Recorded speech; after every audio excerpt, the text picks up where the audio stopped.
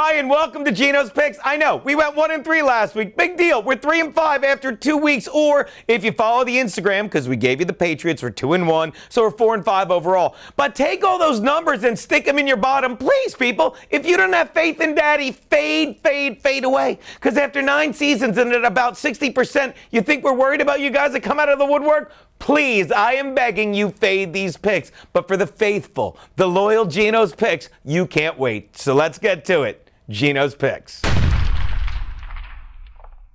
My first pick, the Cards are laying 4 to the Bills in Buffalo. Yes, the Bills are coming off 10 days rest, but it's not like the offense needed it because aside from a pair of wind sprints, one by Marquise Goodwin for 84 yards on their third play of the first half, and a 71-yard sprint by Greg Salas, I never heard of either of these guys either, on the third play of the second half, the Bills' offense was abysmal, totaling, you ready for this? Just 138 total yards of offense, which is why you probably didn't notice how bad their defense has become, allowing Ryan Fitzpatrick to look like Joe Montana last Thursday night. How do you think they're going to do against an offensive-minded genius like Bruce Arians? Exactly. Oh, and you know who has a legit defense? The Cards, which is why they will have a field day with Tyrod Taylor, who is quickly becoming the worst passer in the game. And NFL defenses are slowly catching on. In fact, at this point, if you're going to have Tyrod Taylor under center, you may as well have Rip Taylor there. Because either way, you're going to have someone that blows. It's just that for some reason,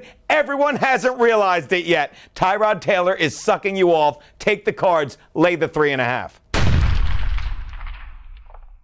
My next pick, I'm going against them again, and I love the kid. The Steelers are giving 3.5 to the Eagles at the link. Yes, the Eagles are off to an impressive 2-0 start. In fact, you know, Joe, you could argue if you were to make a list of the most surprising teams in the NFL, the Eagles would be number 1. But you know what? If you made a list of the worst teams in the NFL, you know who would be number 1 and 2? Exactly. The Browns and the Bears, the 2 teams they beat. So, Philly, you can call it Pennsylvania all you want, but considering all the garbage that has gone through there, you should be calling it Staten Island. The Steelers are at the top of a list too, the NFL power rankings, and the Eagles are coming off 6 days rest. The Steelers reclaim Pennsylvania tonight. Steelers lay the 3.5.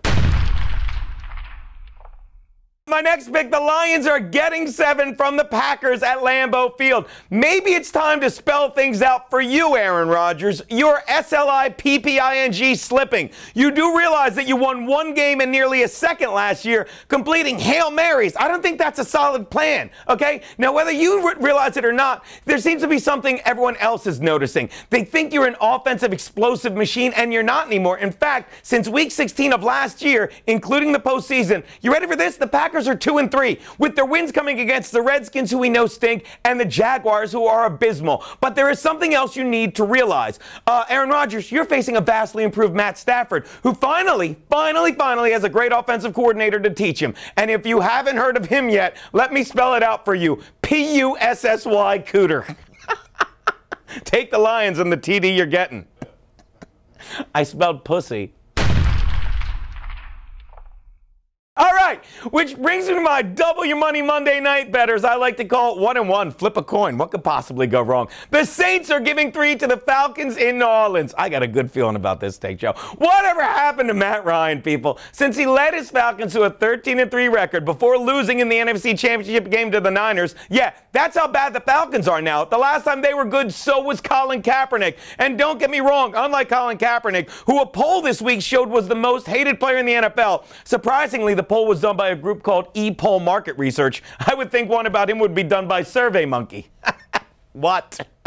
At any rate, back to the Falcons and Matt Ryan. Since that 13-3 season, Ryan has been abysmal. They've gone to combine 19-31, and more recently, since Week 6 of last season, they're 3-8. Wow, Matt Ryan. The last time I saw someone fall off a cliff that hilariously, it was Wile E. Coyote. Yeah, and if you're putting your money on Matty Ice this Monday night, you're Looney Tunes, people. Take the Saints, lay the 3. That's all, folks. Those are Geno's picks.